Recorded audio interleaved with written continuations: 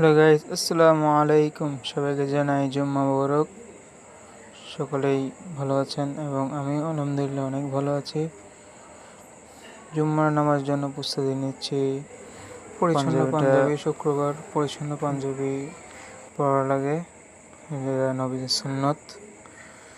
এবং সুরমা আতর যেটা পারে সুরমা আতর ব্যবহার করা লাগে, এই যে নবীদের সুন্নত। আতরটা খুবই গ্রানীয়, খুব সুন্দর গ্রান। আর যারা যারা জুমার নামাজ পড়বেন, মেঘলা মেঘলা ঠান্ডা ঠান্ডা জুমার নামাজ আদায় করবো। মাশাআল্লাহ, আলহামদুলিল্লাহ। সুন্দর করে ফিটফাট হয়ে বেরিয়ে যাব এখন।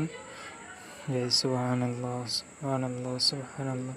শীতে নামার সময় সুবহানাল্লাহ সুবহানাল্লাহ পড়বো। দেখতে দেখতে আমি মসজিদে আসলাম। মসজিদের সমস্ত নামাজ শেষ করে শেষ করে মুনাজাত করে এখন বাসার উদ্দেশ্যে মসজিদে নামাজ শেষ করে বেরিয়ে যাই। আসসালামু আলাইকুম।